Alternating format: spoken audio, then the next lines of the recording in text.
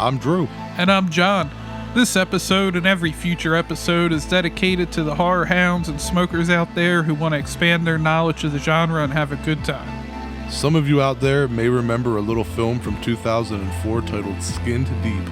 It's batshit crazy and it's instantly memorable. Even if you've seen it once, odds are it's burned into your brain. John and I have sung its praise since back in high school when we first saw it. Recently, Skinned Deep was brought back to life in a boutique Blu-ray release by the good folks over at Severin Films. John and I are going to discuss the movie today, and we are thrilled to have the director and makeup effects maestro, Gabriel Bartalos, here with us today. He's going to spill his guts to us in an exclusive interview. All that and more today on High on Horror. Interviews, reviews, and the latest news all rolled into one.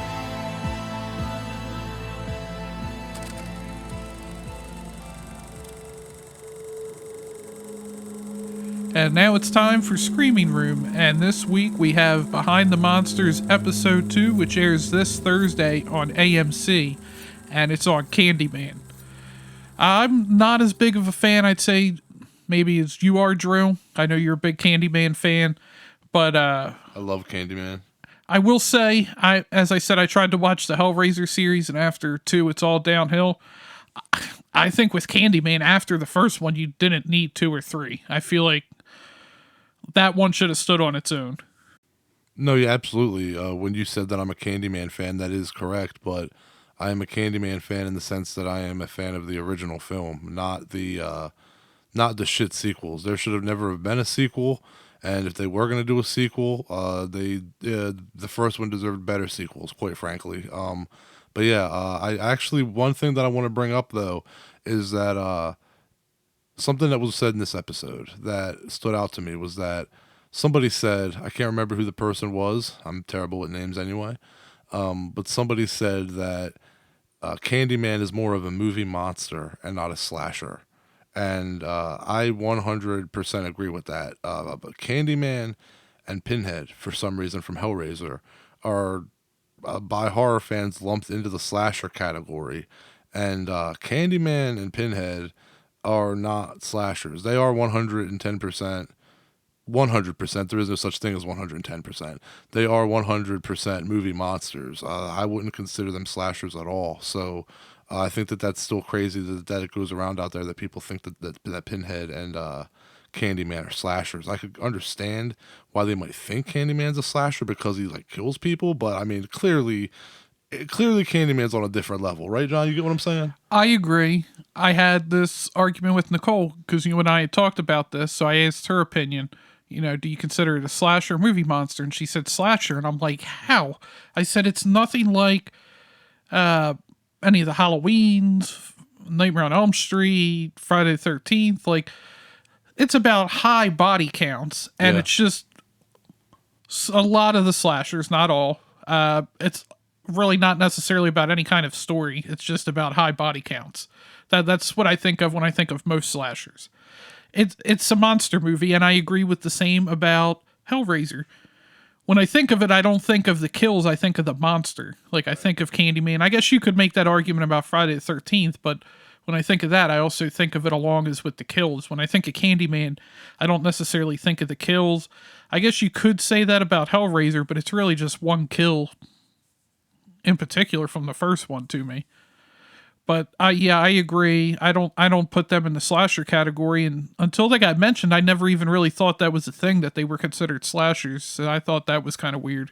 Yeah, it is weird. It's always been one of those things that's bothered me too, because I felt like I was the odd man out whenever it came up. I'm like, I don't know. Like, I mean, like I said, Pinhead and Candyman do kill people, but not in the traditional slasher film sense. And also, the difference between, and even so, I wouldn't consider either of them slashers, but Candyman is still so far different from Hellraiser. Even though they're both, based on books written by Clive Barker, True. They're totally different. And the thing that makes Candyman so different is that you compare Michael Myers, you compare Jason Voorhees, you compare Freddy Krueger, you compare Chucky. None of them have none of them have a social commentary. It's just like Freddy Krueger was a piece of shit. He was a bad person. and people got revenge on him, and then he comes back for revenge because he's an asshole and just can't let shit go. Jason, just constantly killing, just an unforgiving murdering machine. Michael Myers, just evil incarnate. Candyman, a victim. So I mean, like it's the only film where you're sympathetic towards the killer. Jason's a victim. But he takes shit too far, though. He went way beyond the point of what happened. They killed to his him, mom, even though his mom was trying to kill for him. But yeah, so Candyman is a social commentary. None of the other slasher films, or a lot of the other ones, don't. So again, Candyman just does not come. It's I don't know. I hate the. It's like a top tier. I would consider it like a top tier movie in horror, but I wouldn't consider it a slasher film. And if we're talking about of any of Clive Barker's movies being a slasher, I mean, I guess the closest would be Midnight Meat Train. I mean, Midnight Meat Train, yeah, that's yeah. I'm trying to think. Hellraiser does. How many kills are in the original? I'm sure us trying to figure it all out off the top of our heads, we'll get it wrong. There's not many. I'd say it's that for sure less than 10. I think it's like 7. I want to say 7. Is it that high? It might be like I don't know. I don't know, because then in that case, it wouldn't really be Pinhead that's the slasher. Like, yeah, it was more Julia and Frank that were the friggin' serial killers and the slashers, if anything. Yeah, I mean, Pinhead just showing up with hooks. Yeah, just hooks coming out of nowhere, just ripping your cheeks off. RKO out of nowhere. Sorry. Yeah, I got us off track. Getting back to Candyman documentary. And another thing they brought up that I never really considered, but I was like, it makes sense, is that even if you want to include him into the slasher, name me another slasher that has as much personality into a character as Candyman. Like, yeah, like they pointed out, there's not. Michael doesn't talk. I mean, Freddy talks somewhat, but he mostly talks shit. Talks shit, and it's one-liners. Like, yeah. Candyman's like sophisticated. He's about art. Like, he's like poetic. Yeah, yeah, very poetic. Yeah, and I mean, obviously, it's nothing without Tony Todd. I mean, yeah, Tony Todd's performance is it's like Robert Englund is Freddy. It's almost sacrilege to see someone else in the role, though I do think that the new Candyman film by Nia DaCosta was fantastic, but you haven't seen it yet, so we'll stave off from talking about it. But I was surprised because I was expecting to not like it very much. Yeah, I still got to see that one, but I mean, it was a solid one. Again, it was shorter than Halloween's episode, wasn't it? This was like 33 minutes. This episode was only 33 minutes, folks. And also, I was going to say, it was a lot like the Halloween episode, where about half the episode's devoted to the original, which, I mean, it should be. And then a little bit about the sequels. And it's kind of sad that on the third one, like, everybody involved admits it was not good. Even everybody just admits it was a cash grab and that it was just a rushed. And I mean, it's terrible, man. Even if you haven't seen the movie, even looking at the quick scenes that it shows you in the documentary, it's not good. Yeah, I mean, I don't really have much else to say about it. I mean, it's a documentary. You watch it, you'll learn some stuff. I mean, I learned a lot. Like, as I told you, I'm not as up on my Candyman knowledge as I am the other ones in the series. And then after this week, we get Child's Play. Well, Chucky. Yeah, we've already watched that one, but we'll save that review for next week. And I think that with that, we're ready to smoke. So let's get on into Strainwreck. And now it's time for Strainwreck, the segment where John and I discuss which strain we're getting wrecked on in each episode. Today we're smoking some mixed strains. I just took what I had left of everything and put it all together. I definitely need to re-up soon. Well, I just came from re-upping here. I got me some of them fucking bake bars. Got that tropical runts. I know, that shit tastes delicious. Let me hit that real quick. Yeah, that's probably that one, and their watermelon gushers and strawberry lemon haze are probably my favorites. Watermelon gushers, yo, I need one of those. You're gonna have to hook me up, bro. I mean, you don't have to fight Nicole for them. You could just get me one next time you get them. Nah, I'm not allowed to pick flavors, apparently. It's me, bro. I'm your co-host. I'll let him know. I don't think he's gonna care. I'm gonna get this packed up. So I was gonna ask you. It's October. Every year we do our list of Yeah. 31. What were some of the movies you watched this month? I know we posted it on Yeah. Instagram and Facebook, but just some movies you watched, maybe ones you hadn't seen in a while. Yeah, I was gonna say that every year around like the last week of Halloween, I watch the same movies every year. Same. Always like the movies that are on or around Halloween, like Halloween, Hocus Pocus, Trick or Terrifier, Treat. Trick or Treat, the 1986 metal movie, All Hallows Eve, even Halloween Town, the Disney movie. I love Halloween Town. I still watch it. I don't Season care. of the Witch. Yeah, but yeah, in regards to the ones that I haven't seen in a while, I actually just recently rewatched The Void, the Steven Kostansky film, and that movie's fucking incredible.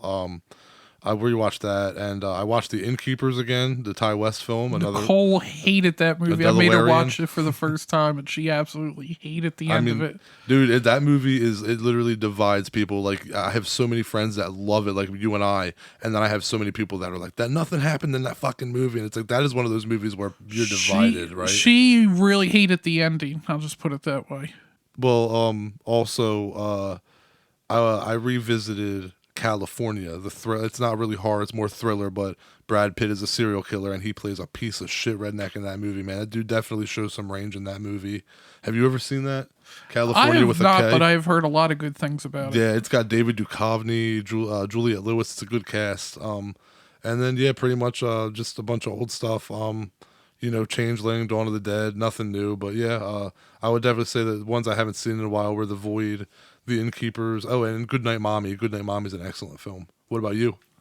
I just, before I forget, I mean, it's not going to matter because this is out November 1st. But this year, Halloween 3 actually matched up with the days because it takes place on Sunday, October 31st. So it actually matches up. So I got to watch it again. No shit. Because actually it was my movie for the 29th, but then I found that out. So it's just an excuse to watch part 3 again. But 28 Days Later, I had not seen that movie in a while. I've probably only seen it probably less than 5 times. But I saw it in theaters. This guy showed up 5 minutes late to the movie, goes and sits down like second row. He's on his flip cell phone, as was the times. And he's just like talking to somebody, and he's just being loud. He gets off the phone. He's still just like being loud. Somebody like 5 rows back just yells, "Shut the fuck up." And I joined in. Everybody in the movie theater just started clapping. That dude was dead silent the rest of the movie. Because he was ruining like the first like 10, 15 minutes of this movie. I would have probably left. I probably would have felt like a piece of shit and left. I mean, he probably should have, but I hadn't seen it probably in 5 or 6 years now, and it's still good. Nicole had never seen it, so I made her watch it, and she liked it, and she's not really into the whole zombie thing, but I mean, I guess they're not really zombies, apparently. They're infected, yeah. Yeah, but, I mean, they're zombies. Sorry, you're wrong. They're zombies. Well, yeah, I agree. But it's a great movie. Cillian Murphy's good in everything he's in, so, I mean, you just have to check it out for that. What else? 28 Days Later. Any other ones you haven't seen in a while that you watched? I hadn't watched Frozen in a while. Oh, the Adam Green film. Yes. Not the Disney film. Are you sure? I've never watched the Disney one. I've only watched the Adam Green one. Sometimes it feels like the movie's just a little too long, but I mean, there's not really a whole lot you can do with just a ski lift. Although every time I watch it, I try to think of more ways they could have done it. I thought about what about if one of them laid down on the bench and the other one just kind of slid down their arm so they were a little bit closer? You got less of a chance of you shattering your leg and getting eaten by wolves. One of the things that actually stood out to me was an inaccuracy that Adam Green himself pointed out during the commentary, was that again, I'm terrible with names, and it's been a while since I've seen the film, but the female in the film, the lead female actress, she urinates. She pees herself when she's up in the lift in one of the scenes, and it shows like the wet spot in her pants and all that. and that's actually like inaccurate. If it was really that cold, it would have frozen like immediately. But for the sake of effect, Adam Green allowed like the wetness of the pants to show for the for the drama, to take hold of the scene. But yeah, I agree. I agree. I think it about like the 35-40 minute mark, it drags a little bit, but then like it catches up. It definitely becomes like a roller coaster ride again by the end. Yeah, and I always forget, and then when I watch it, there's always that cameo from Kane Hodder in there, just real quick. Oh yeah, definitely. I mean, homie wouldn't even get out to check It's after stuff's banging on his roof. I mean, to be fair, that probably been me too. I've been like, I didn't hear shit. I mean, dude, it's Kane Hodder. I mean, it's if it's an Adam Green movie, Kane Hodder's going to be in it. That's true. But one movie I did watch, and I put it on for the second year in a row, and you turned me on to it last year, was The Sentinel. I love that movie. I feel like yeah. it's an underrated 70s movie. Young Chris Sarandon. It was funny because actually that day I had unintentionally had Chris Sarandon movies back to back. I had that and Fright Night. Yeah, actually, the Sentinel. I love the Sentinel film, and it's just like the novel. The novel by Jeffrey Konvitz. I was actually going to bring that up since you brought up the movie. I was going to say the movie is like page for page like the novel. Like it's one of the most accurate from book to movies transitions that you'll see. And actually, if you like the Sentinel, considering that the book is practically the movie on paper, you should definitely check out The Guardian. I know you're not a reader, but it's the follow up to The Sentinel that never got made as a movie, written by Jeffrey Konvitz, and it's even fucking better. Like Really? that like the last page of that book made me like go back and read like the last 3 pages again. It was one of those where I was like, holy shit. Yeah, so I agree. I love the I'll have Sentinel. to check that out I on love Audible. the books. Yeah, definitely. It's called The My Guardian. audiobooks. Right now though, I'm working on the Elvira book. Oh yeah, definitely. I haven't read it yet. Nope, I'm still in the middle of the Bruce Lee book. I'm reading Bruce Lee's biography, or the closest thing there is to a biography called A Life. But okay, I wanted to bring up something to you, real quick. What is something stupid that you've done, like something really stupid that you've done while you were high because you were high? For me, it was ball tapping myself, but I was exhausted. I mean, I've done that before on accident.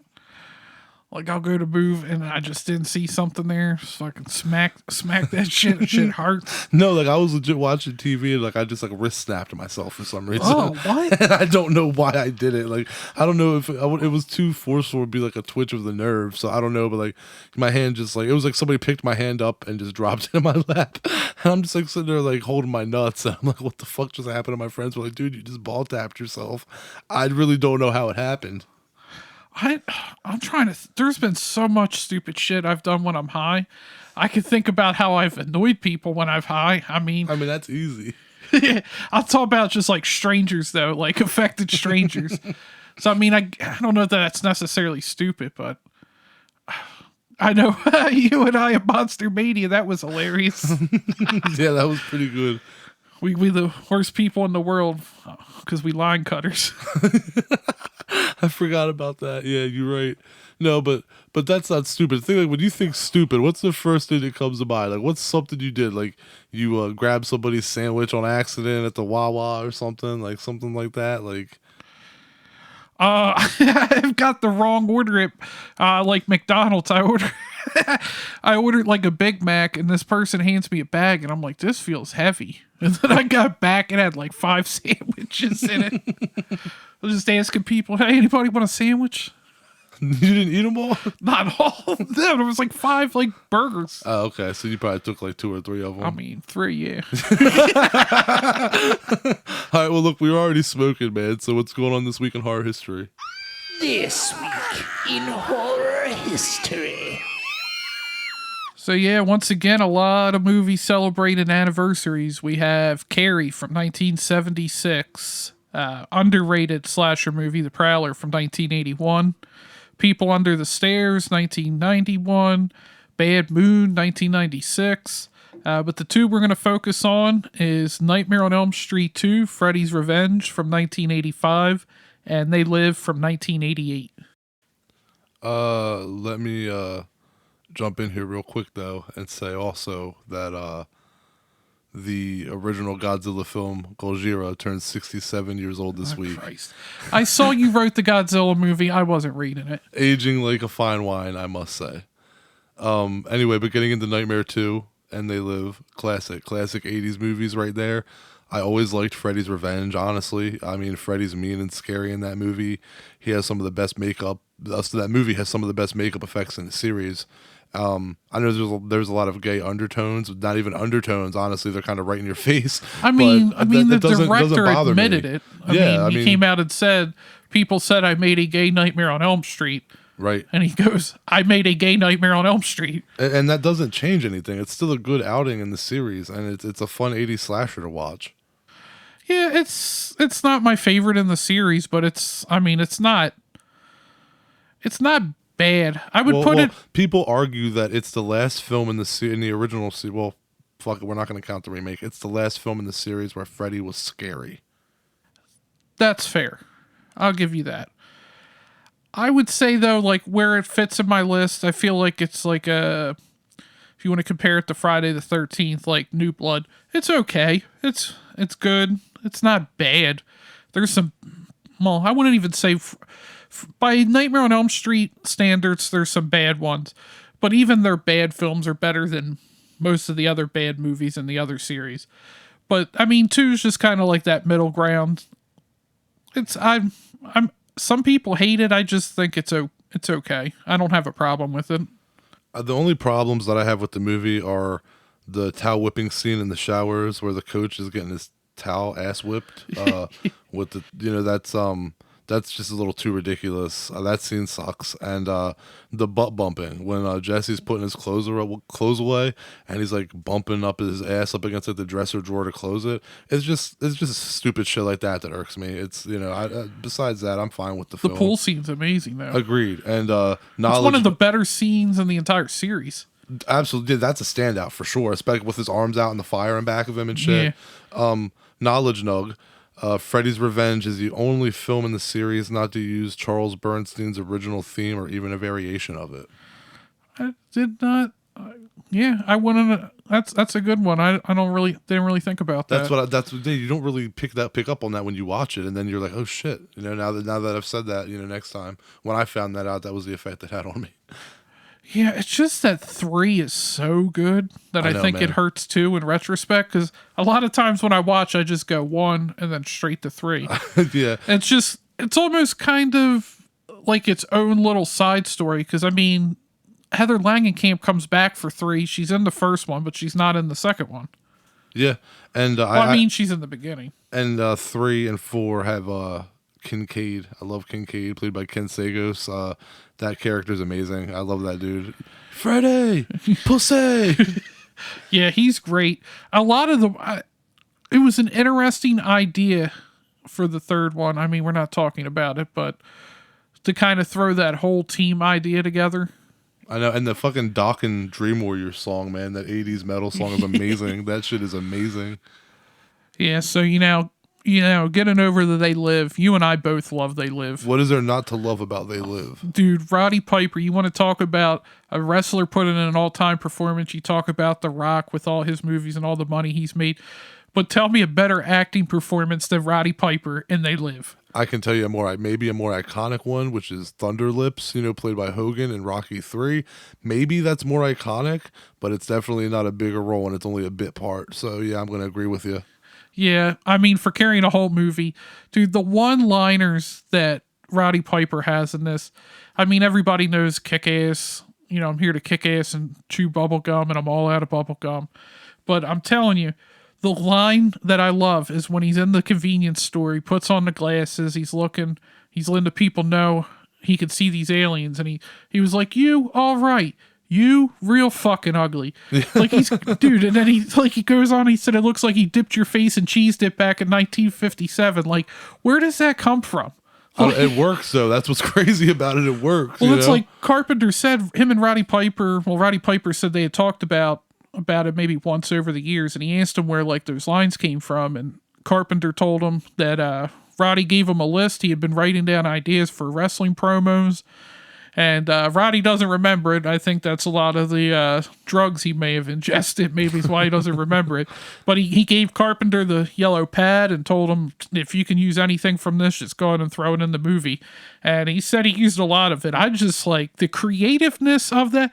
Like, why specifically cheesed it back in 1957? Like, or was the other one, call the cops? You know what you need? A Brazilian plastic surgeon. Like, where does Roddy Piper come up with this stuff? But like I said, for some reason it works, and this movie is an absolute essential Carpenter film. Like if you were getting someone into John Carpenter films, or say they only knew like, oh, I only know Halloween, and you had to like I would be like, no, like you need to watch Escape from New York, and you need to watch They Live, and you need to watch Prince of Darkness and Assault on Precinct. Like I would start nailing them with like I'd give them a stack, you know. But They Live is in the top 4 that I would make them watch. It's essential. See, it's not in my top 3, but I would probably say start with Assault on Precinct 13. I feel like that's a good starting point besides Halloween. Yeah, I agree. I mean, Assault on Precinct 13 is amazing. Yeah, I mean, I can't disagree. The remake was not good. Well, what's your 3 favorite Carpenter films, real quick? We'll break away from They Live. Mine are Halloween, number 1, The Thing, number 2, and Escape from New York. I almost forgot. Escape from New York is number 3. What are your 3? See, like, I agree with your 2, and then the problem is I get to that third one, and I'm like I've said, it's like when you ask me about the Dark Knight trilogy, Nolan's Dark Knight trilogy. Depending on the day, I might give you a different answer. One day it might be Batman Begins, but I'd have to say I really want to say They Live. It always comes down to They Live and Prince of Darkness, but I got to go Prince of Darkness. I love Donald Pleasance. He's great in everything. He overacts, but he's not overacting, if that makes sense. And he does a great job. I mean, he's good in Escape from New York, too, as the president. I knew you were going to fucking say Prince of Darkness, though. The Antichrist just giving people facials for 90 minutes. Just green liquid all over their face. No, man, but that scene at the end, or the nightmare scene, always fucking... You always brought that scene up, and that scene is creepy as shit, man. Dude, when they... the posture, like the height, it's lengthy. You know what I mean? Like the Antichrist is all lengthy, and, you know, it has like... Shut up! You know, and lanky. There we go. I said lengthy, and that's why you're laughing. Is he girthy? He's all lanky and like robed, and man, it's definitely creepy. And just like the way he moves, and then like static from like the dream, but it's not it is a dream, but it's being broadcast from the future. Like, dude, that still gives me goosebumps sometimes when I watch that.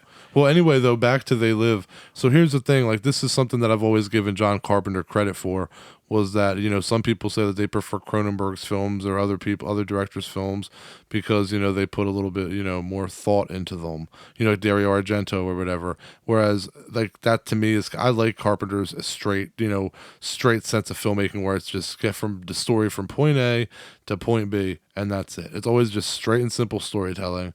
And, I have to say, like, there's not a lot of social commentaries on a lot of his films. Think about it, like Halloween. People tried to say there Vampires. were social commentaries in a lot of his films, and he's like, no, it's just a movie. That's what I'm saying. Yeah, it's always, if you wanted to look for it, you could maybe draw something up of your own conclusion. But there was never really any social commentary to any of his movies. He just made a movie. He just told the story that he wanted to tell for a movie and got out of there. There was nothing hidden, and you know, so They Live is absolutely his most politically heavy movie. It's the only one of his movies that I can really think of that really has any sort of social commentary. It's so political, and the crazy thing about it is that the message is even more relevant today than it was back when it came out. Like, obey, consume. I mean, it's like it's crazy. It's 100% true.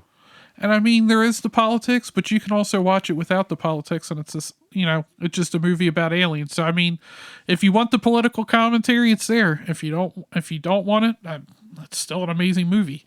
Yeah, and actually, here's a strange little piece of information for you. Knowledge Nug. Meg Foster is the only character in this film with a first and last name, Holly Thompson. Everyone else just has one name. I mean, She's a complete character, yo. and she's not a real person. Yeah, right. And But she a I would backstabber, say, yo. Why did I Nada, stop saying yo? It was funny once. Nada does technically he's never called it, but he's listed as John Nada. Yeah, But nada. dude, how about him with Keith David?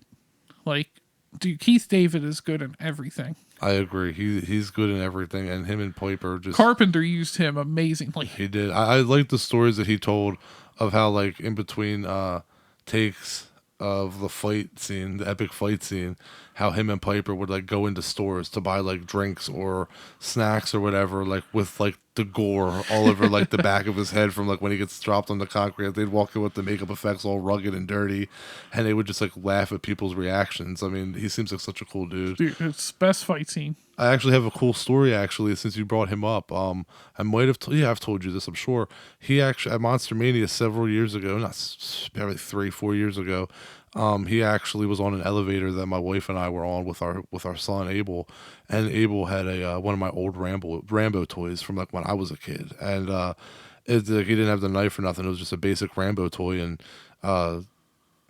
Keith David, is it Keith David or David Keith? Now I'm fucking David Keith is the white guy. Okay, there we go.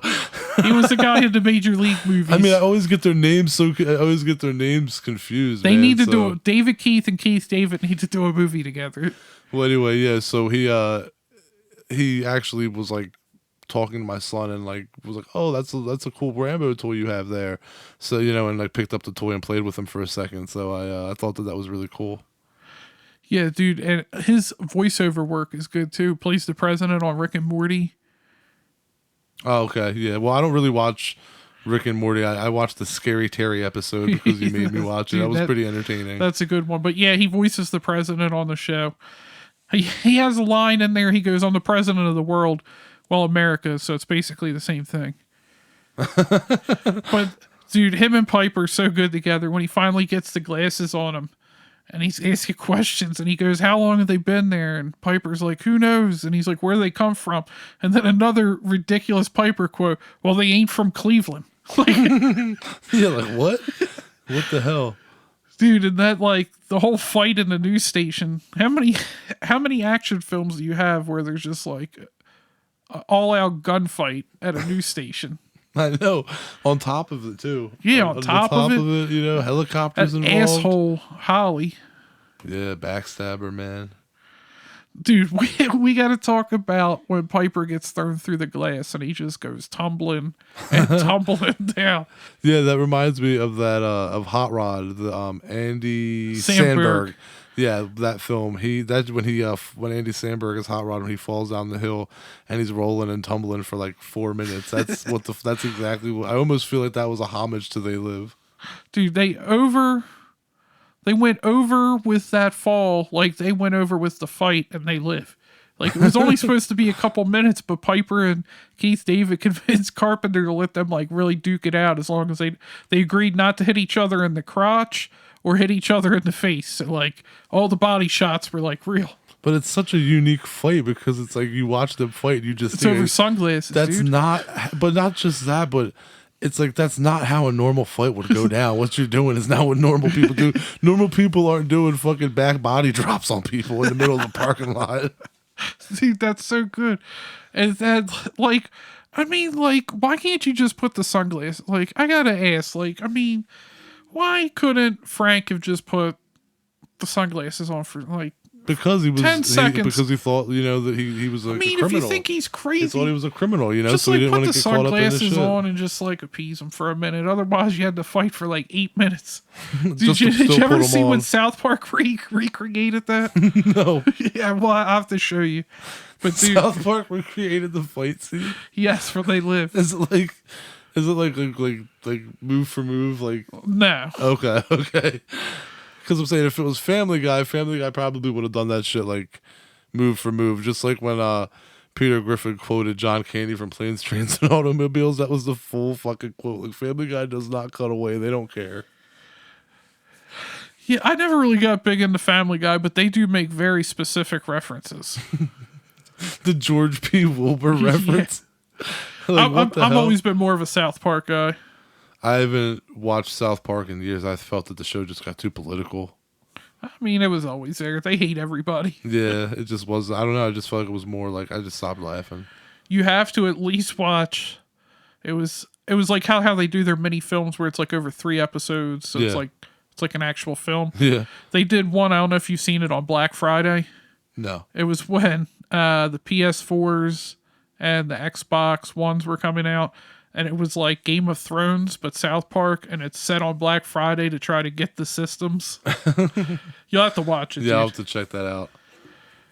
Yeah, so I think we kind of got a little away from They Live, so I think we can wrap that up here. Yeah, I think we're good on that.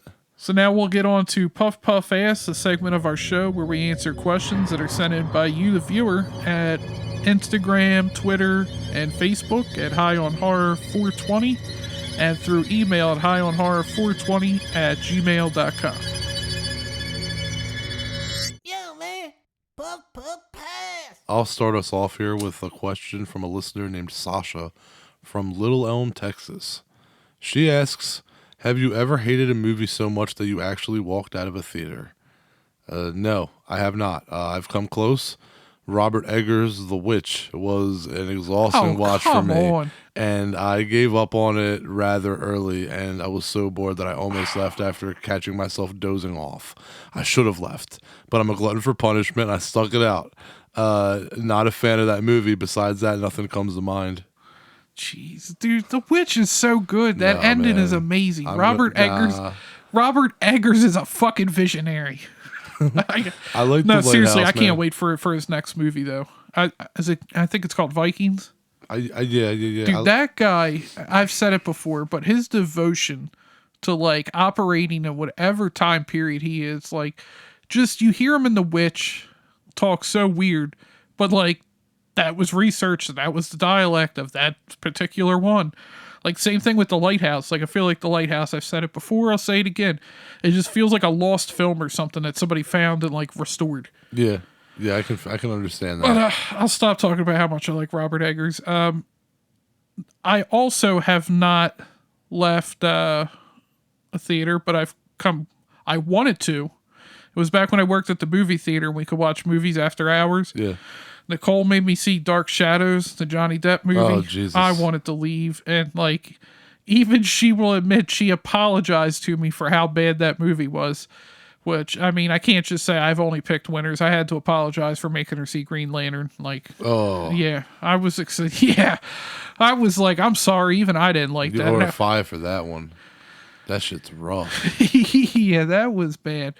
But no, I've never actually left. I think it's because I'm like, I paid money to see this. In the case of the other one, I wanted to leave, but Nicole wouldn't let me. I know, dude, and that's the thing. Like, that always made me different from other dudes.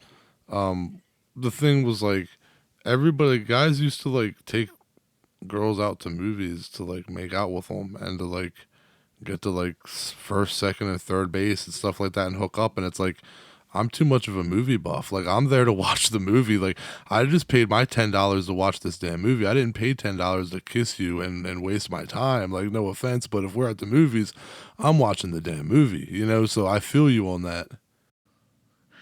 Except the one time you got too high. Yeah, except the one time. So answer for both of us is we have not left it, but we both have had times we wanted to. And getting on to the second question here from Mark from Manhattan Beach, California. What makes the best drive-in movie? The easiest, most simple answer for a good drive-in horror movie is a slasher. Like, it just feels like it's meant to be seen at the drive-thru. Especially like Texas Chainsaw Massacre. I feel like that's a perfect drive-in movie. Any movie, as long as it's exploitation or horror, cheesy or scary horror. But I am a sucker for slashers, you know that, and so I'd say old school slashers, good and bad, like The Prey, and Trapped Alive and Pieces and Maniac and Halloween and the Texas Chainsaw Massacre and you name it. The Hammer Dracula films would be good too. They would be good. That'd be like a good Saturday afternoon movie. Yes, I don't know about afternoon. I don't know why I said afternoon. Saturday night movie Well, would do just fine. Is an afternoon drive-in movie really going to be good? It's going to be daytime.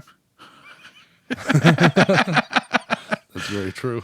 But yeah, I feel like the technology, or I guess lack thereof of good technology, also helps a good drive-in movie. Yeah, man, I would love to see The Mutilator in a drive-in. Like, that movie is brutal. And, like, that's just one of those old school... They don't make slashers like they used to. I mean, they try, but, you know, like, Terrifier comes close and Hatchet comes close, but... Terrifier, actually, you know what? Terrifier would look good in a drive-in. Yeah, it would. Yeah, because of the grit and the grain. Yeah, definitely. Yeah, I'm sure it would work out good if there's just, like, another kid's movie, like, playing next to it, and then you just have Terrifier or somebody getting they chainsaw. Halloween 2018 and Halloween Kills would be cool in a drive-in. Yeah, those Again, be slashers, though. I'd like to see a Friday the 13th at a drive-in. Yeah, that would be awesome. That would be awesome. I want to do, like, a drive-in where you have, like, people, like, rolling up with your fries on roller skates and shit. Yeah. I mean, we did have a small drive-in kind of open around us, but I don't even know when they're operating and stuff. I don't know, like... It's behind a Lowe's, so it's not really like... Jeez, okay, it's behind the Lowe's, okay. No, it's kind of like behind the Lowe's in like a field. Yeah, I don't know, though, like I said, about the whole, like, roller skate thing. Like, I don't know how people do that. I would never volunteer for that job. I just know. Dude, I have no balance to like even roller skate. Like, I don't think I've ever put a pair of roller skates on, even before when I maybe had a chance of doing it. I never did it. I tried it a couple times back when I was in elementary school, and I'm like, I have no balance. This isn't a good idea. Let me get out before I break something. Basically.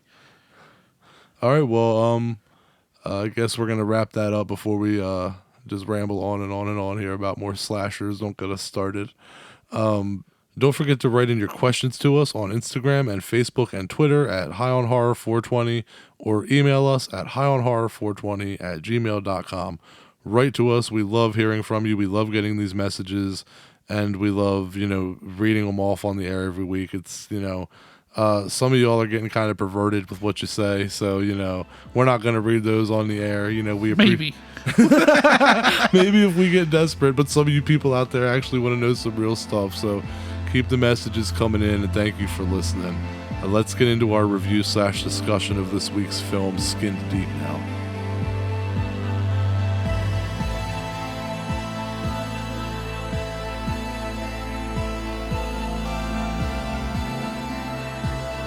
Skin Deep is a 2004 film. 2004 film written and directed by Gabriel Bartalos. It stars Les Pollock, Aaron Sims, Kirk Carley, and Dirk Diggler. Dirk Diggler. I might have added that last one in. That's going to be your new thing now. You're just going to add a random cast member in and see if I catch it. Just see if our audience knows what character I'm referencing. Anyway, Skin Deep focuses around a family vacation that's turned into a nightmare when they're abducted by a family of deranged killers, kind of in the Texas Chainsaw vein. And it's a comedy, sci-fi, horror, thriller, romantic drama. It's got everything. Man, you and I go way back with this movie, man, and I still enjoy the shit out of it. It's so surreal and out of this world. They just do not make movies like this anymore, and if they do or attempt to, it's piss poor. Skinned Deep works for some reason. There's definitely something special about it that makes it work. I love this movie. Yeah, and I gotta say, when you first watch it, you have to give it time. Like, it was 20 minutes in, and I was just like, what the hell am I watching? Yeah. And then I was like, this is weird. Maybe this is too weird. And then I kept watching it, and it just has like a charm. Like, Brain is so ridiculous when you first see him.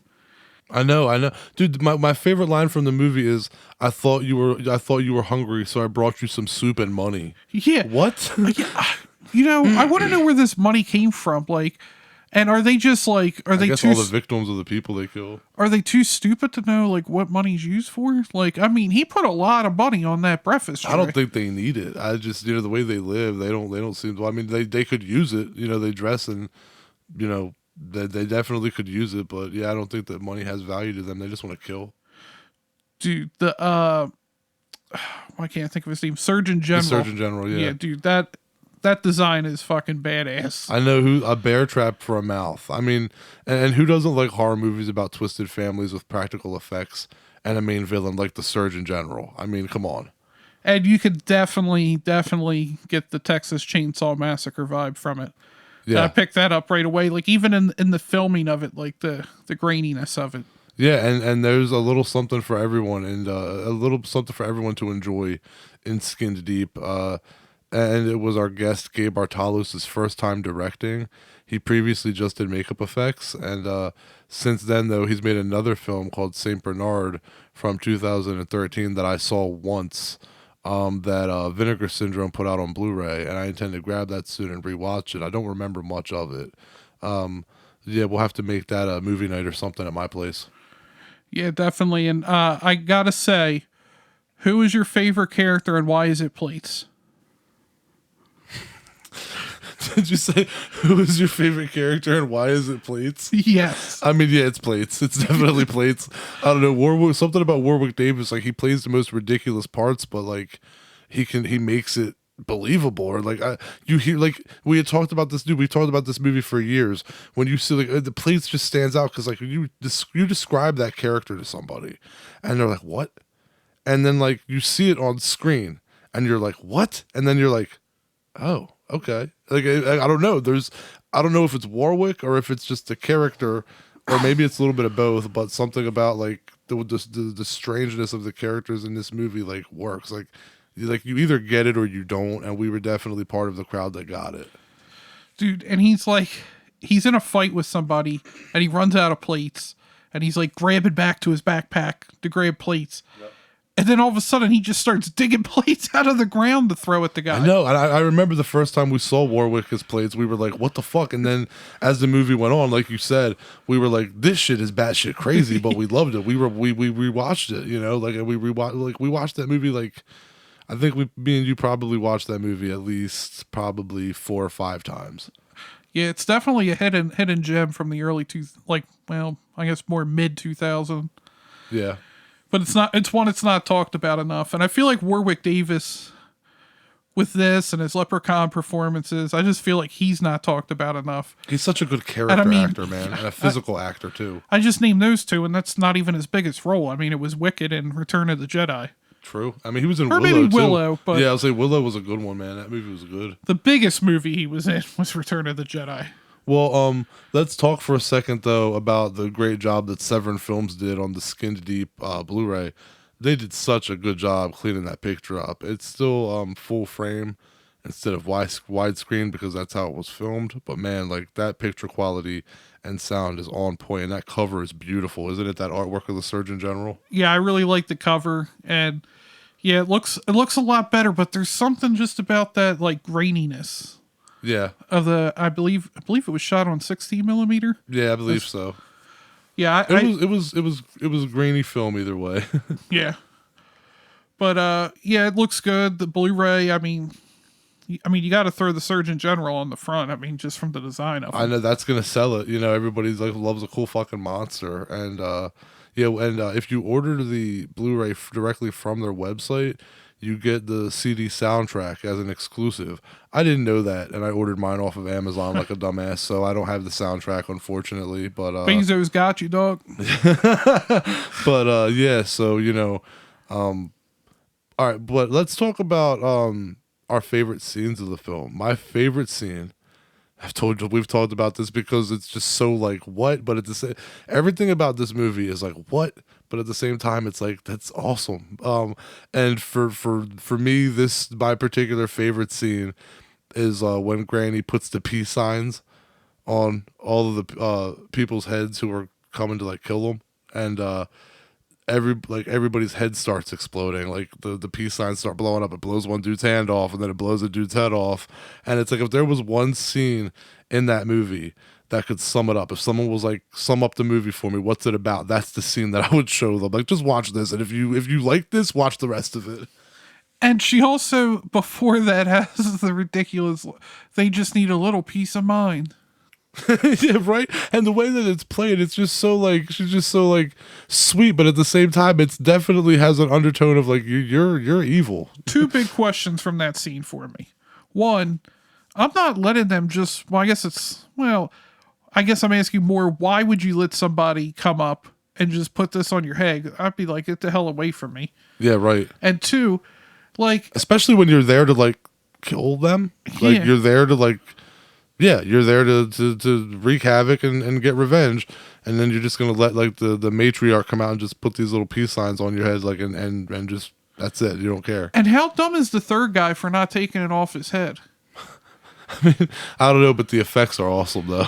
Like, I could get the second guy being like, oh, that's just one, but as soon as that second one went off, I'm trying to rip that peace sign off my head pretty quick. Yeah, I know. I'm surprised they all didn't blow. I remember the first time we saw it, I thought everything was gonna blow up at once. I would say my favorite scene is where the dude gets killed with the sand in the mouth.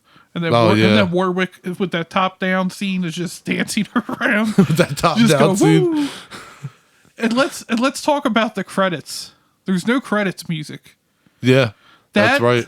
I gotta be honest, that is the thing that made me laugh the most. Is just her screaming continuously. There's no music. It's just a scream. Then some time goes past. It's another one. Yeah, it's just that's definitely a unique end credit sequence, and yeah, it definitely stands out for that reason. But yeah, I mean, is there anything else that we want to talk about before we? No, this movie is very hard to describe. You just have to see it. Yeah, I would agree with that. And I feel like it's one of those movies. Either you're gonna love it or you're gonna hate it. yeah, There's it's really no in between on it. agreed. Yeah, You either get what it's going for, and you enjoy it.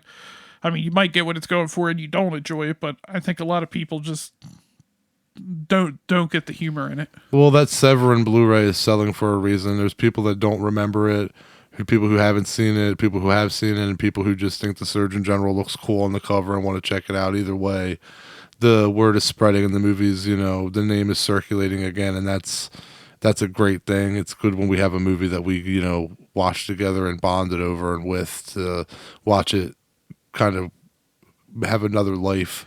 And And I mean the effects. I mean, they're going to be good with Gabe involved.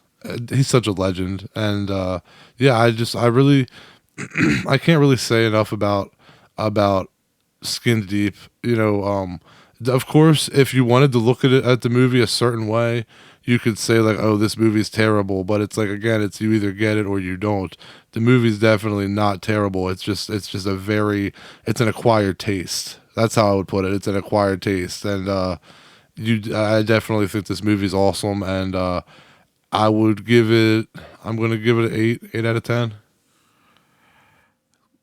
Yeah, again, our rating's based on, it's not necessarily always the overall rating, but based on, I feel like, what they were going for. And I would give it probably a 7. Okay. Or I'm sorry, I give it like a 7.3. All technical about it again.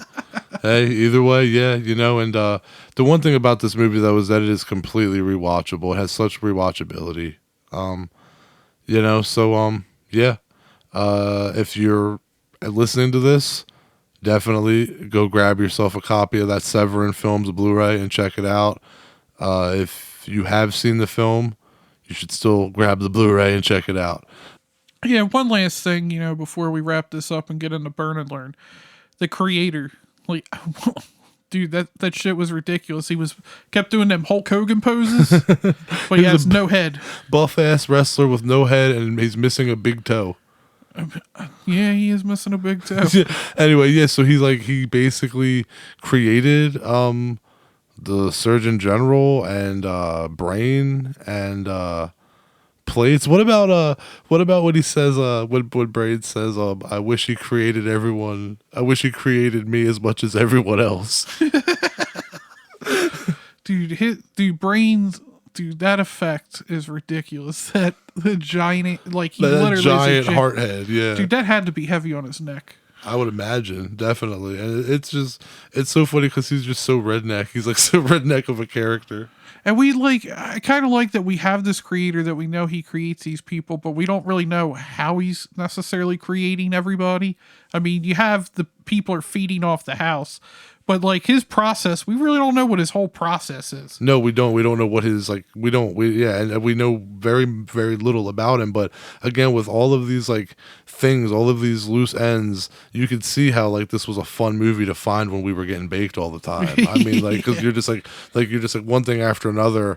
I was just like, holy shit, this is crazy. And then you get introduced to the creator, and you're like you said, he's just this buff dude, just like doing these Hulk Hogan poses and shit. And you're just like, okay, like this is amazing. Like I don't know why, but it works. But it's everything's created in his image. That's right. That's right. Yeah, so I think with that we can wrap up here and move on to Burn and Learn, the segment of our show where Drew and I fill you in on some behind the scenes facts of the movie we're talking about, and in this case, Skin Deep. Ooh. Burn and learn. Funny thing, they didn't have any permits in this film except for the end with the explosions. The scene where Brain runs naked in Manhattan was done during rush hour in Times Square. Add to that, actor Jay Dugra, I hope I'm saying that right, Dugra, got arrested while filming that scene. He got snagged by some undercover cops. The opening scene of the skin getting branded is real. Gabe Bartalos ran an ad saying human canvas wanted on a fetish website. A sacrificial expert burned the letters S and D into a willing participant's thigh. Actor Warwick Davis and director Gabe Bartalos first met while working together on the feature film Leprechaun.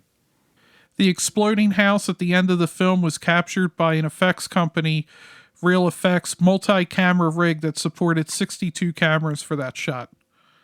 The main villain, the Surgeon General, was designed to look subliminally like a skull. The end credits scream by actress Caroline Brandt was done in one uncut long take. Those were given to us by Gabe. Thank you, Gabe, for those. There's not a lot of information, a lot of facts floating around the internet about Skinned Deep, and he was kind enough to provide us with those for this episode. So let's get into talking to the man himself, our guest, Gabriel Bartalos.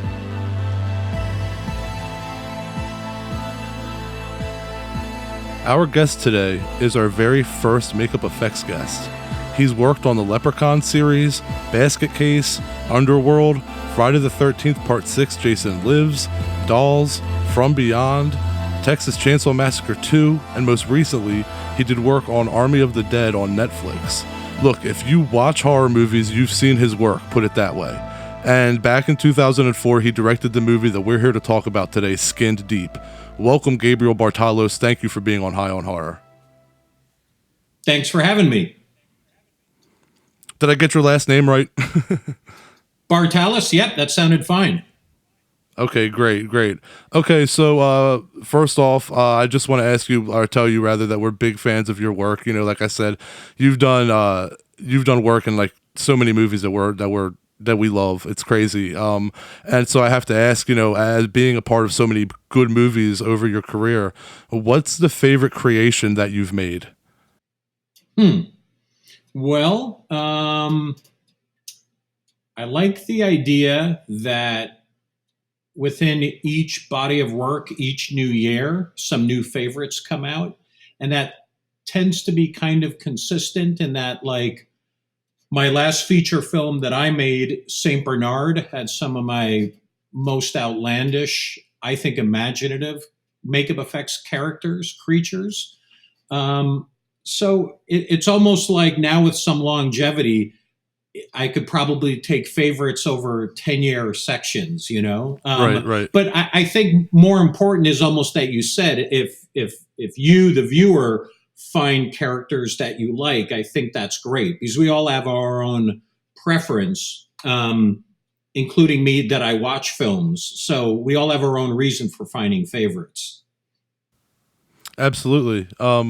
And I wanted to ask you, Spookies. You did makeup effects in Spookies, and I actually grew up watching Spookies, and I'm a fan despite its flaws. And we spoke with producer Frank Farrell earlier this year, and as a matter of fact, and how do you feel about Spookies and the resurgence of it as of late due to the Vinegar Syndrome release? Do you feel like Frank is it bittersweet? Yeah, probably. I mean, because it's got to be such a difficult thing if you're the filmmaker of a film like that, like the directors or Frank, the producer, because in a sense it's being celebrated for, I think it's problematic history, but there's still people maybe like yourselves that still find the charms in it. So maybe a resurrection isn't bad and for all the wrong reasons. I think it is fascinating. It's a good cautionary lesson that things like this can happen in the film business. And,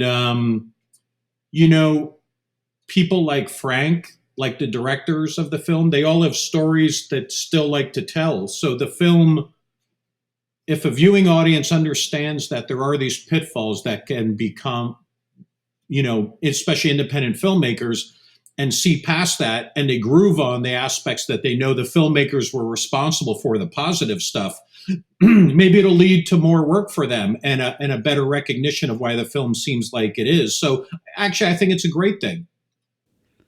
Yeah, we both love Spookies. It's entertaining in its own kind of way, and and you can just see the problems with it, but there's still like the great effects that were done with like the spider and really a lot of the creatures before it got taken from Frank and them. But you did play a Muckman in Spookies, right? Yeah, I mean, for me, luckily, a lot of my work got through unscathed. I built a Muckman. I got to play a Muckman, which was great fun. I got to flip the table and I got to do all the smashing, which is excellent. Nice. I built the mummy that starts the film with the Ouija board. For me, it was great fun. It was, I was so young, even proportionately to the crew, that it was so sad for me to watch these people who became good friends to have their film taken away because, if there hadn't been a negative intervention, the film probably wouldn't have been a stellar standout, but it might have been above average. And that would have at least been a nice calling card for them to honestly proceed in their career any way they wanted, something that they didn't have to explain every time. I think that's the drag of it. Imagine if some key point in your life always had a fucking asterisk next to it. That would be a nightmare, So that I really sympathize in that aspect for them. But it's totally entertaining as it is. And like you said, the effects, the sheer volume are fun to watch. And they're really a product of their time in a good and bad way, in a charming way. So it's another weird thing to happily be involved in for me. And yeah, I have to agree. If it didn't have the story behind it that it did with everything in the background, it probably would have become this forgotten movie. But the story really adds to it. And you did a documentary. You were the cinematographer for the Twisted Tales, the Unmaking of Spookies. And I didn't shoot it, but I happily participated in it. I think it was Vinegar Syndrome put that together. With Michael Gingold and that team did a great job, but I was happy to participate and lend my point of view to it. Yeah, another one of those false IMDb ones, but thank you for clearing that up. But just send the checks to me, care of Gabe, and we'll be fine. Okay, Vinegar Syndromes, you got to pay the man. Yeah. How much fun did you have doing the documentary and like reliving some of those stories? I'm sure not all of them were great. Yeah, I think I probably had a better time than most because I was what's categorized in the film industry as below the line. Above the line are the executives, the writer, director, producer, and they have to do the day-to-day managing with the financiers or whoever is pulling the strings. That, unfortunately, is the flip side of the creativity and is part of the film business. For me, I was working in the basement of the house, cut loose with a very large to-do list in a very short amount of time. They saw I had the enthusiasm and the energy, so they left me alone. And the last thing I would want to care about is shooting politics. I had muckmen to build, so I was off on my own, and really all the problematic stuff happened in post production. So luckily, I was able to dodge a lot of the bullets and just started hearing about it through my communications with the filmmakers. Things went south. Yeah, and I asked Frank this question, and I'll ask you as well. The part that the other crew added in with the kid's birthday party, is that about the saddest looking birthday party in like cinema history? Like the half inflated balloons. It's really sad for that kid on his birthday. Yeah. Well, that's what the youth of today get. Yeah, well, it's one of the things is that Spookies is sacred to me, and it's funny because I'm watching people pick it apart and laugh at it, and it's actually sacred to me. I told Frank this story, and Frank and I have been kind of pen pals online for a couple of years now, and I'm not going to go too deep into it, but long story short, I grew up in a broken home, and a friend came over of my family's who had the VHS, and I watched it, and that movie became my escape. And I was too young to understand the incohesiveness of it. I just saw monsters, and I was like, and that was my escape for the longest time. So to me, now that I'm, watching it all these years later, and I'm seeing all the flaws with it, I'm still like, no, like I'm defending it because I'm like, this movie like got me through some hard times, and it's still charming and endearing. Like you said, I think the fact that it's dated actually helps the fact in like not being too harsh on it. It's like it is a little dated, but that actually at this point in time doesn't hurt it. It makes it a little bit more endearing. And yeah, so like I've always held Spookies in my heart, like in a sacred place. So I'm one of those people out there championing it. So you're not going to hear any shit talk on the film from me. Yeah, well, I think that's great. I think we should all own the films that are really special to us because they are, to me, like they're the time capsules. They're the timestamps of different era, and our tastes change. And as we become adult or more so grown up, of course, our taste and our radars are going to change as to what's coming in. But what I think's beautiful about films and music is let everyone else make the apologies. If it's special to you, you hang on to it. And later on, if you do understand or see it through a different prism, that's okay too, but it doesn't mean it'll change your brain's chemistry of what it does to you. And I think we all have examples that in music, in films, and photos we look at, I think it's great. Absolutely. So this brings me to my next question, actually. So you've been working on makeup and been in the industry for like over 30 years now. So I have to ask you, how do you feel that technology has changed things, and is it for the better or worse? Probably a two-sided coin, and I bet if someone put a microphone in front of you or posed the question to you, you'd probably give a really similar answer, is that on the exciting front, watching the technology change and watching the good aspect of watching landscapes and maybe architectural changes through digital and camera moves are exciting because you just couldn't do that before. But at the same time, and I don't know if the checks and balances are there now, because there seems to be definite disapproval from people that are watching it become not tactile enough and too digital, is that film making and film does capture a moment tangibly. And if that is no longer handleable, if it's completely just nines and ones digitally, you're losing an essence of the storytelling. And really, it may be diluting the cinema experience. So I think it depends maybe where you are with your film going, where you are with age. And some people probably aren't as passionate about films as you and I, where they could take it or leave it. It's just something to help them unwind at the end of the day, where to us, we do take it seriously. And we try and figure out why films are impactful to us and maybe why newer ones aren't cutting it and older ones are. And it's not always about the money or storytelling equation. You start to question: is it the format? Is it the nature of the camera moves? Is it the emulsion? All these things come into play. So I think probably like most, I could see the pluses and the minus, and depending on the film and what kind of mood I'm in, I'll back either side. Okay. Yeah, I think that's fair. I mean, a lot of people have their own preference. I know a lot of people like the CGI, and I'm saying, no, I'd rather have Jason and the Argonauts stop animation. They're like, that looks terrible. And I'm like, well, your CGI stuff looks terrible to me. But I mean, Yeah. there definitely is a need for it for like a movie like a Godzilla movie. So the CGI works sometimes in that because you can't always do everything. But I think that maybe they might rely on it maybe a little too much with the CGI now. It just it's an easier way for him to get the effect done. Yeah, totally. It's probably a good analogy is like if you're painting a house and you do this huge labor of taping off the windows and taping off the trim, and you flag the lawn, and you have to put a bag over a tree because you're going to get a spray gun out, and you're really just going to spray one wall.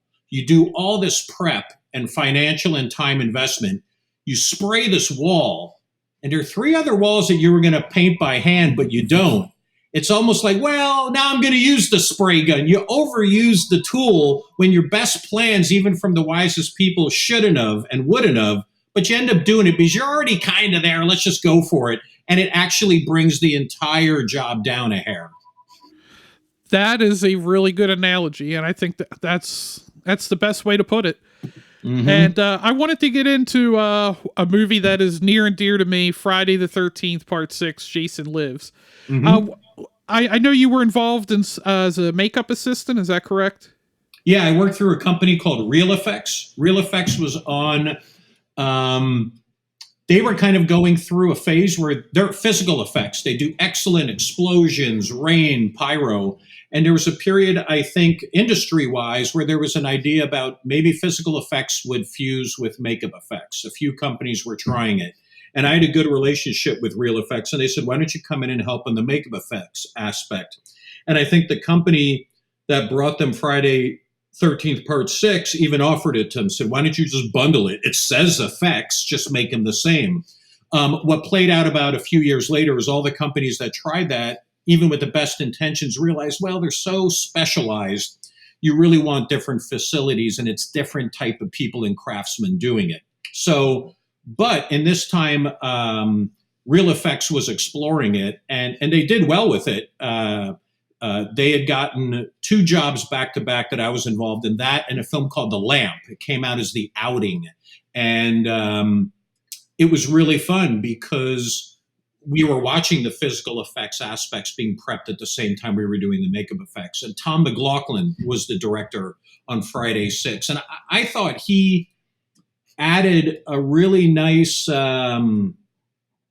cinematic scope to the film that I don't know, I would say was missing, but it was really welcome that he introduced it. I mean, the shots were like, he was forgetting it was a horror movie. It was like Gone with the Wind's angles, and like, it was really dramatic. And I thought that was really cool. And to me, it even amplified the nobility of Jason and made the horror really dramatic. Yeah, it had a very gothic feel to it. Gothic, yeah, it's good. Now, what exactly did you do on Jason Lives? Well, probably the most standout thing, because when you're working with a team, everybody, if they can, does a lot of stuff, which is kind of fun because you get your fingers into everything. But at the same time, that's a little tricky because you can't really claim anything as your own. So probably the most paramount thing was making the Vacuform masks for Jason. That was cool to be hands-on with that. That was made where once we knew the hockey mask we were making, the size, we made what's called a buck. It's a big, sturdy cement form that heavy-duty, like Vacuform plastic is drawn over it. and you could assembly line them, bash them out. I think we made 13 appropriately enough, knowing that there would be a hero, a backup, a stand-in, a stuntman, photo shoot one for an advertising, a couple in case one got ripped off, which by then they were getting stolen because the series was so popular. They have registration holes, so you know where to drill and Dremel out all the openings. They're painted, they're weathered appropriately, especially if there's an arc through the narrative of the storytelling of them getting beat up and bruised. And then the strapping goes on. On set is where you do the final fitting with the talent to make sure it fits. Underneath him, he had like a hood, a prosthetic. Hey, baby, come here. You want to say hi? My daughter, Nova. Hello. That it gets fitted on the talent. So it was fun to be involved in that. I was always a fan of Friday the 13th. Friday the 13th Part 1, Savini's effects just blew my mind. So I was really psyched to suddenly be a part of it in any way. Yeah, and I mean, you got to work on Jason's mask. It's a pretty big part of the movie. Yeah, totally. And I was going to ask if you were always a Jason fan. Now, have you seen all of them, or did any of them make you kind of drop off? I am a Jason fan. Where did I train? That's a great question. I think I feel like for me, it was kind of after Jason Takes Manhattan. That was, and then kind of like was Jason that part goes 8? Yeah, that was part 8. That was the last one for me. Yeah, but what is that? I drew Is that a monster? Awesome. it's what's the name again? Is it a character? No, it's Oh, Friday the 13th? no, yeah, that's right. Jason. Jason. Oh, you hear them. My daughter drew Jason. And that is Surgeon General. Oh, Surgeon General. Oh, Surgeon Oh, the Surgeon General. All right, Awesome. all right. I'm well supported in this family and my endeavors. Thank you, sweetie. And yeah, I would say that Jason Takes Manhattan's where I kind of dropped off. Like Jason Yeah. Goes to Hell, Jason X, they just kind of didn't have the same feel as those like first 8 for me. Yeah, I think I'm the same. Now, have you seen the remake they did in 2009? No, I didn't see it. I mean, am I missing something good? I think compared to some of the other remakes, Drew and I both kind of like it. I feel like with like the Halloween remakes and the Nightmare on Elm Street remakes there's kind of a story there. Jason was just kind of, you can make your own background story about Jason you want, really.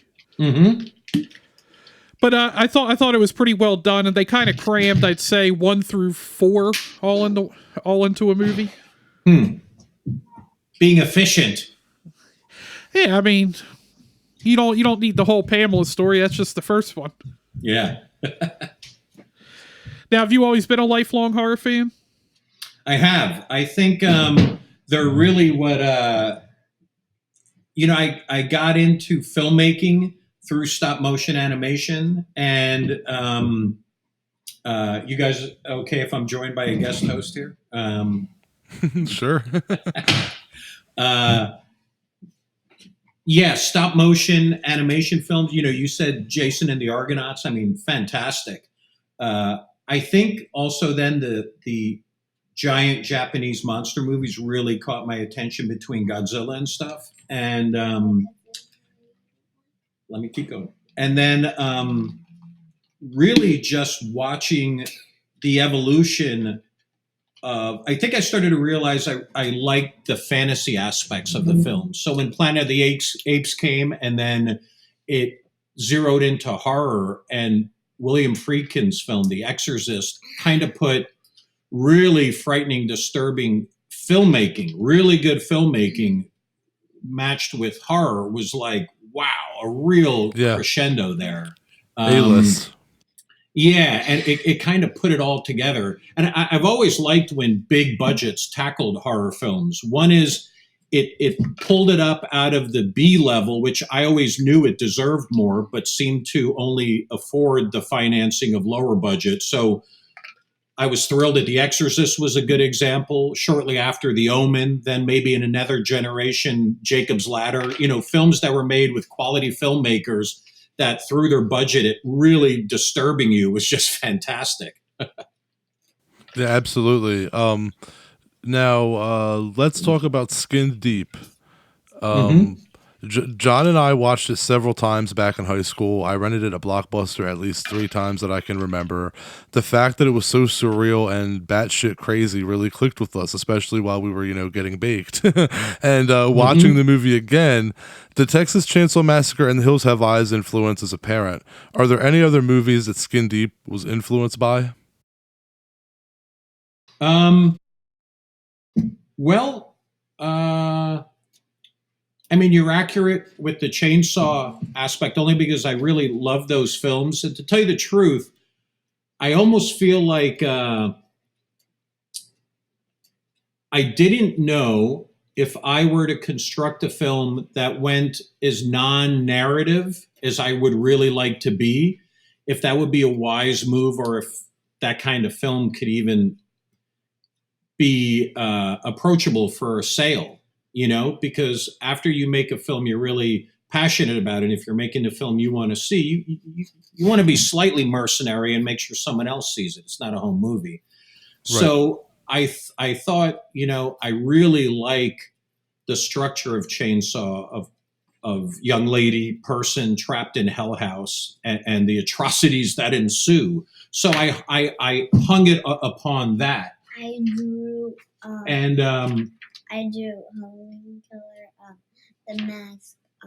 Oh, I just remembered something. So I think the other aspects of it, I guess, I'm sure there would be a lot of reference points of films that influenced me, because a lot of times I would communicate to the crew. I drew. So One more, I Susie. drew Mhm. Halloween Mhm. Killer. Can I show it to them? Yeah. Okay. My daughter Nova drew the Halloween Killer, the Friday the 13th mask. Mask of Satan and two. Oh, right. She just saw Black Sunday, the Mask of Satan, Okay. Surgeon General. What's this down here? Which one? This one. Yeah. That one is the afraid version of the Phantom of the Opera mask. The afraid version of the Phantom of the Yeah, Opera? there's like a mad one and a sad afraid one of the mask. Right. Wow, she's creative. Maybe. Yeah, I'll do more podcasts to get these great original art. This is fantastic, Boo Boo. Thank you. Very generous of you. I'm going to take it up on All right. A lot of times when I would communicate with the crew, I would say, hey, this lensing, this frame, this is going to be like Repulsion. Hey, we're going to set this up.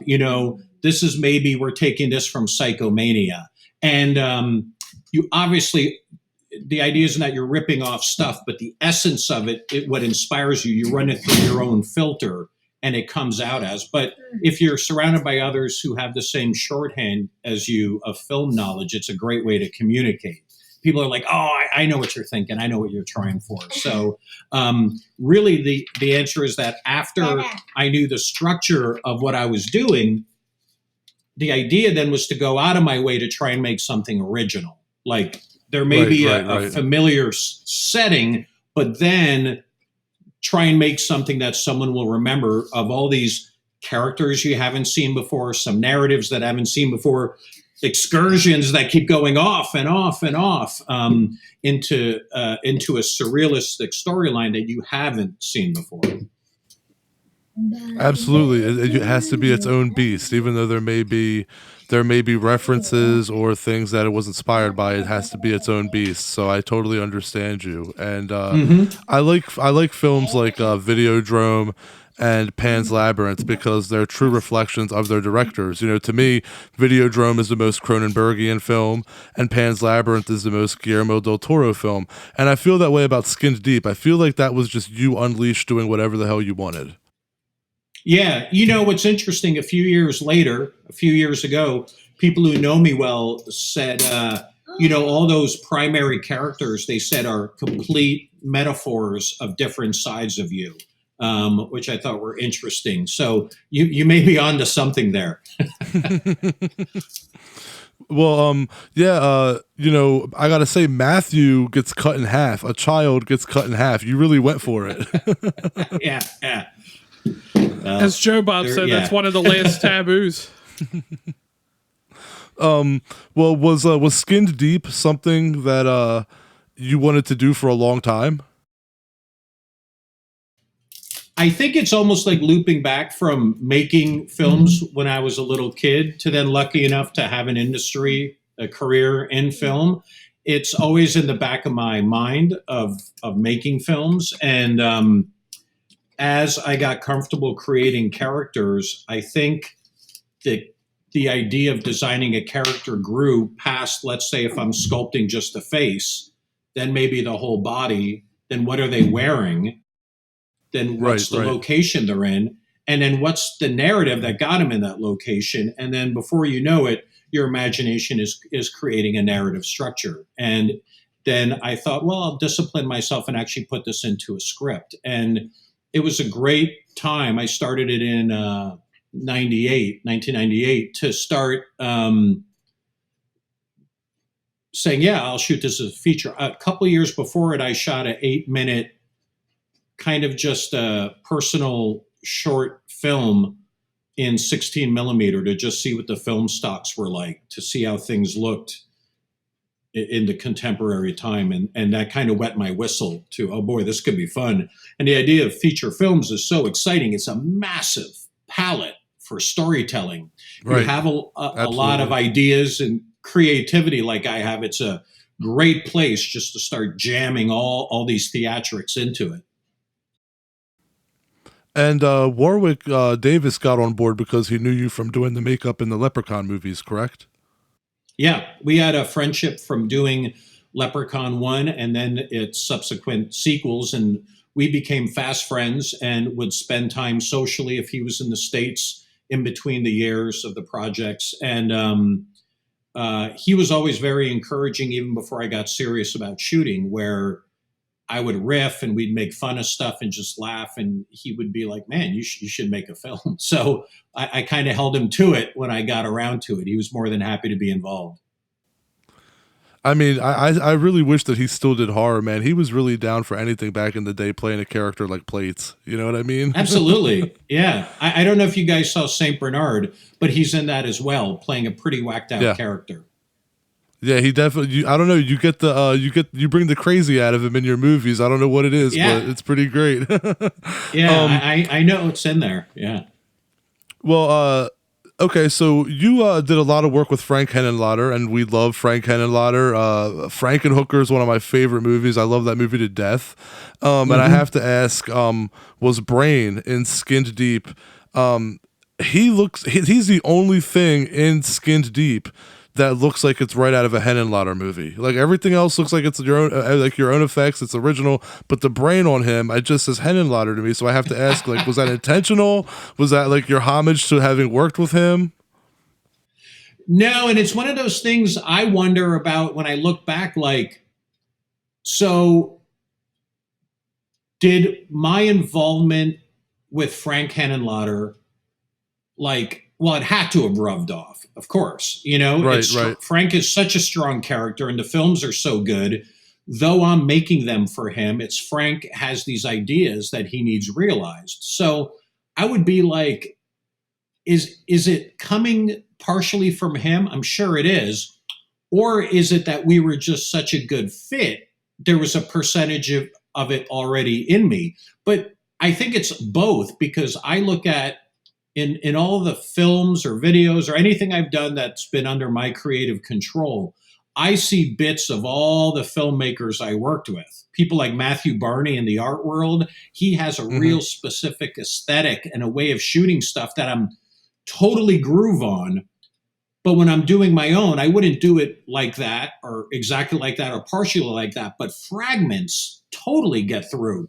Working with Stuart Gordon, same thing. He's got this specific vocabulary. Frank Henenlotter. So I think these bits get in there. It's almost like my brain's got like a tuna net and it's scooping what I see as the best of or the most appropriate for my form of storytelling. And then it goes through my filters and comes out. And then I'm sure because it's the same hand that sculpted, let's say, the top of Elmer's head that looks like a mosaic, a brain, and then I'm sculpting a giant brain character, there's going to be those identifiable similarities. So it's probably a wash of all that, right? Something like that.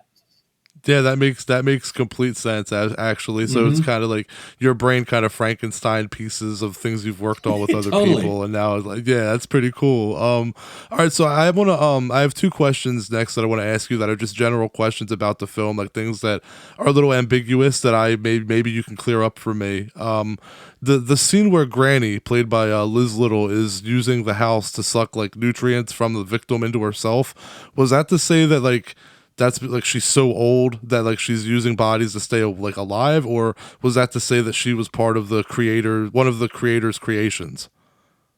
I saw it that what you said first, that whether it was age defying or not, that this tribe of mutations probably were sustaining some kind of life source off their victims, that besides the recreation they thoroughly enjoyed from it, they were also harvesting them. Okay, and the ending of the film, the sheriff and secretary, how like the photos fall out of the file and it's all like murders and stuff. So is the sheriff and the secretary, are they just part, like they're just in on the whole thing, that they're cool with the murders going down because they're murderers too, or are they creations of the creator?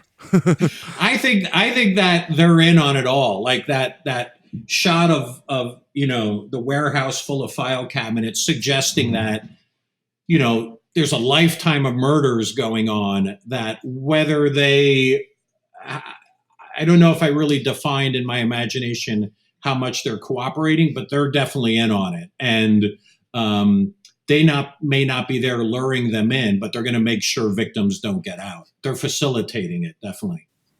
Okay, that actually makes sense, because the sheriff is at the beginning of the film when our protagonists show up and they see the collision or the accident on the side of the road, and the sheriff kind of brushes them off, and you're thinking like he doesn't want them to see what's going on, and then you're kind of like, no, wait, he knew what was going on. He was just like, move along here, like he was kind of covering it up.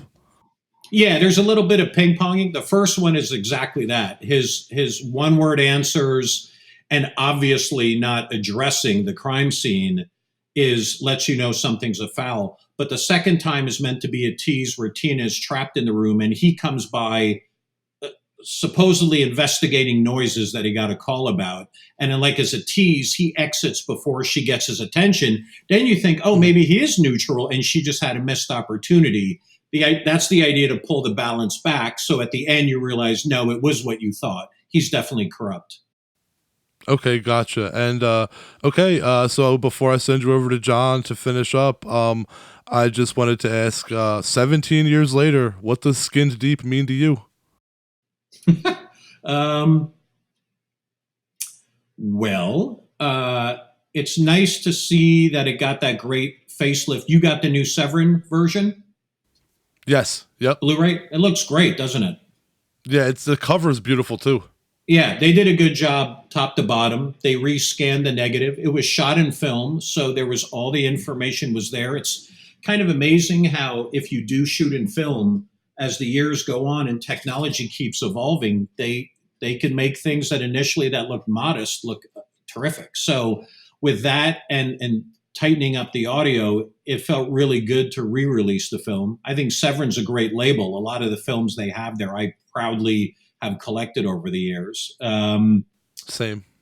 Yeah, looking back, I think it's just really great to, I guess, be acknowledged by you and people like you, that the films I make, I have a very good understanding that they're not for everybody, and I've kind of made that line in the sand, and I understand that, and I'm really okay with making pictures that are dense with imagery, dense with narrative, and sometimes maybe a little hard to intellectually navigate, but I really want them to be worth the time of the viewer. That if you don't understand everything at first blush, that's not always bad. I mean, there's a great saying that we think upon more what we don't understand. And that's a lot better, to consider something and not just for abstractness sake, but to really think about it if it's not done just as a gimmick, you know? And Right. I like the idea of putting out absurdist, sometimes hardcore entertainment,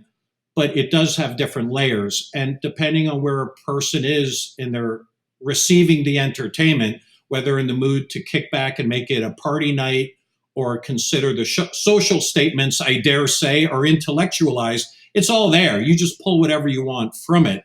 For me, it's the perfect outlet. I get to clear my head out. So I think it's great that it's being acknowledged. And that's why I really appreciate you guys reaching out. It's fun to talk about it, and it lets me know that it's landing in some of the right spots. We love it.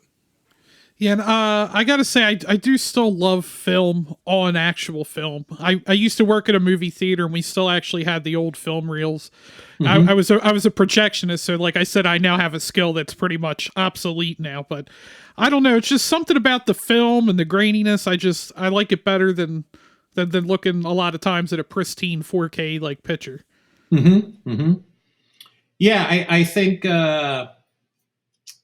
I think there'll be differing opinions out there, but for me, I've thought about why I like that more. And I think it's, as I touched upon earlier, there is something about, maybe it feels like it's really capturing reality more, where we're understanding that a digital world is a synthetic world. So that by that statement alone, you're told it's artificial. But, maybe Whole Foods should run with this logo. If it's film, it's organic, it's going to be better for you.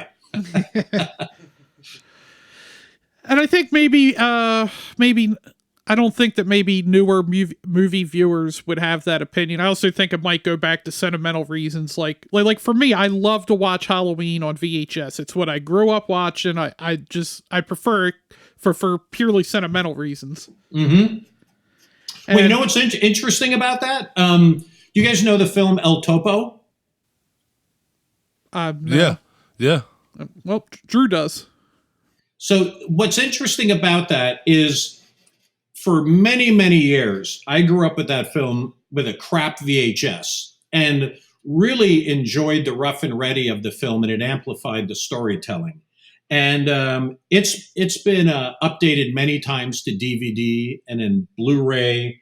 And it's funny, the more pristine it gets, it rings a little less to me. That there's something about it was made in the 70s, it was very low budget, and there's something about the rough and ready of the VHS that speaks to me more. And I'm not exactly sure of that whole equation, because there are other films that I love seeing on Blu-ray, like any Kubrick film. Bring it on. Yeah. The better the quality, the better quality. It actually just shows off how he was way ahead of us the whole time. It's like the technology is finally catching up to his storytelling and his film talent. But there's probably certain raw films like Halloween maybe that, and again, that's probably the time capsule thing. They exist probably better in our memory, coupled up in the format we fell in love with it when we were impressionable. Yeah, I think you're definitely on to something there. And getting back to Skin Deep, I gotta ask, after the kill with the sand in the mouth, it's my favorite plate scene where he's just making noises and just dancing around everybody. Was that from you, or was that something that Warwick improvised? It was both, in the sense that I always knew that the Warwick's character plates, when I first told him about it, I was trying to stress how amped I wanted him to be, that he was always functioning at a 10 level and stifling his violent tendencies.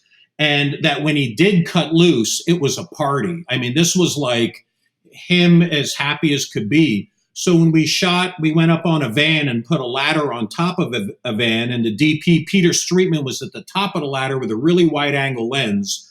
And the idea was that we framed it so that Warwick could run around. And the idea was that he just goes around a little bit. And I was like, do a victory dance. I think that's even what it was called that day on the shooting.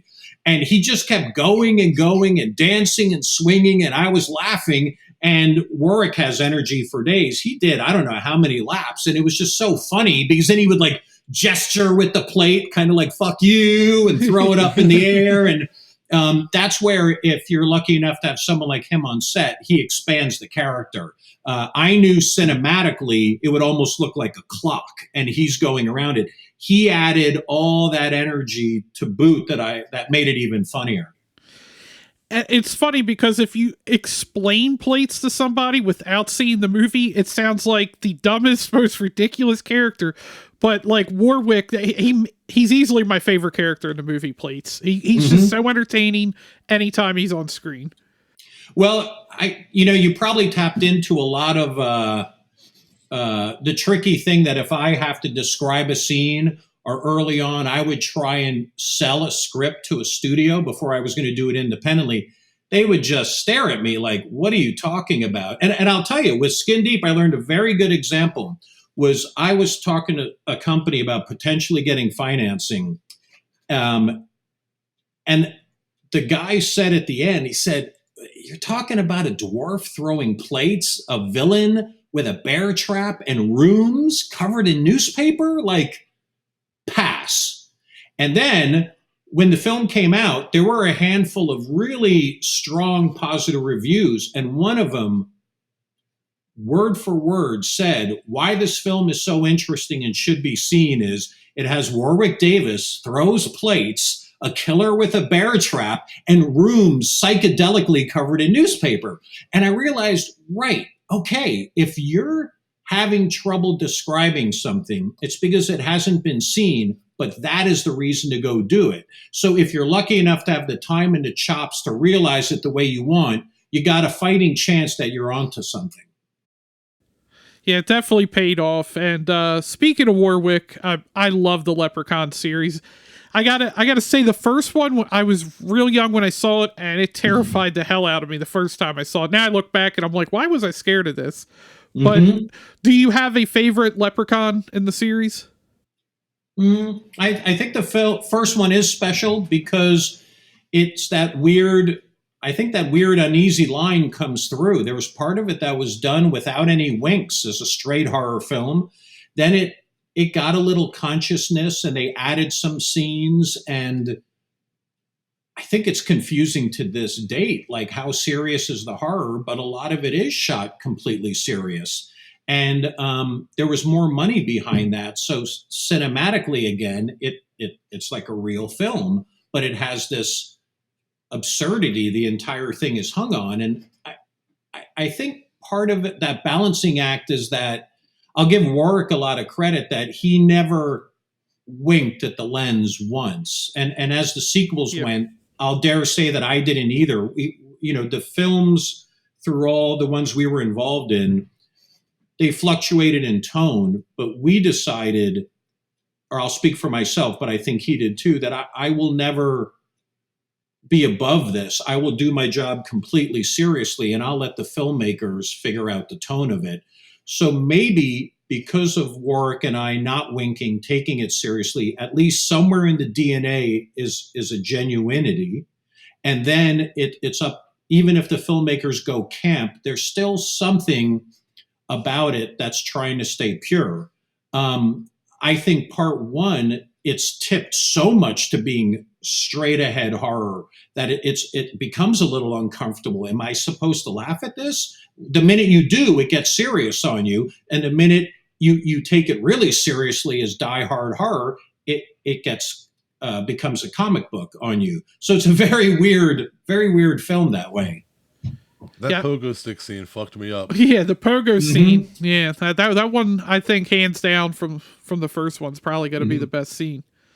And to partially get back to answer you, part 4 is close to my heart just for the sheer volume of makeup effects. Creating the spider monster, Mitten Spider, there's so many makeup effects gags in there. That was Brian Trenchard Smith directing, and he had done part 3, and we got along great. And by part 4, he was really collaborative. Like, hey, Gabe, we got some deaths. Do you have any ideas? And I saw early on he really embraced cartoon sensibilities. So I was pitching things like the pan in the face and make a circle face, and he thought that was wildly appropriate from an effects creator, that's great empowerment because he gives you confidence that you're getting the tone of the film right. But then it allows you to go off and build it really exciting because you have a little bit of ownership of the gag. And so part 4 was fun for many effects like that. Yeah, and I'm a big fan of 3 as well. I will say you can say whatever you want about the Leprechaun movies, whether this one was good, this one was bad. The makeup on the Leprechaun and Warwick's performance were always great. Agreed. Well, thanks. Yeah, maybe that gets back to what I was saying before. We always took it seriously, and it's when you're lucky enough to do a job that you like, makeup effects, and again, I dare say Warwick is very modest in his successes too. You want to deliver the goods, and at the end of the day, unless I'm doing my own job, I'm a commercial artist. The studio comes to me, and I have to decide how am I going to make this to serve the film. It'll obviously have my influences, style on it, and hopefully that's why they came to me. But my job is to elevate the film the more, and it's really cool when the film starts having success. Every studio wants their franchise. That's the gold at the end of the road. So when the film was a hit and began to get sequel after sequel, I, for one, thought it was a great privilege and took it very seriously to deliver it. Again, I can't control the tone of the film or how it's going to be seen, but I'll definitely respect that they're asking me back, and that mission accomplished. Let's keep doing it as best as we can. Yeah, and I'd love to see Warwick come back at some point and play Leprechaun again, because I definitely miss his Leprechaun. Yeah, he's excellent. He really he's a good example of any role he plays, whether it's covered in prosthetics or on his own, he elevates it. For sure. And I definitely like to thank you for joining us today. And it's been great to talk about all these movies, really, that we grew up with. And, sure, my pleasure. And do you have any projects upcoming? We do have some stuff we're developing. We're doing a couple art projects now. I'm really lucky in that my studio, Atlantic West Effects, we split our time. I mean, it's primarily films, but sometimes we do photo shoots. Sometimes we work with contemporary artists. Sometimes people reach out for me to do conceptual sketches as sculptures, which is something I'm doing now. So kind of lucky that grab bag keeps it interesting. And where can people find you online to keep up with your projects? Well, what would you say? What are the biggest places out there? I'd say probably Instagram or Twitter. Well, I'm not active on any social media, but I've seen people like to post stuff like that, and they seem to be pretty thorough. a lot of times people that work for me like to represent the work that they do, as they should, because they're very talented and help make ends meet. So with social media being everywhere, I think if anybody is interested in my work or world, they could do that. And I do have an active website for our studio, AtlanticWestEffects.net. And that actually is the answer to your question. That has a full gallery of works past and present. It teases my upcoming personal film projects, shows off collaborations with bands and photo shoots. So that's probably it. AtlanticWestEffects.net is a good place to start. Okay, thank you for that. And once again, thank you for being on today. It was a real pleasure getting to talk to you. And hopefully we'll do this again soon. Right on. My pleasure. Thanks so much. You guys have a good one. You too. Thanks to all the horror hounds and smokers out there for tuning in. And thanks again to Gabe Bartalos for joining us today. Gabe's just such a legend in the industry, and it was awesome getting to talk to him about a lot of his work. And like I said, Skin Deep is a hidden gem from the mid-aughts. Pick up the Blu-ray from Severin Films now, you won't be disappointed. Make sure to follow us on social media on Instagram, Facebook, and Twitter at High on Horror 420. You can always email us at highonhorror420@gmail.com. Make sure to check out our website, highonhorror.com, and you can sign up for our newsletter and get the latest episode and guest announcements delivered directly to your inbox. And I think that'll about wrap her up. Catch you later. Bye, everybody.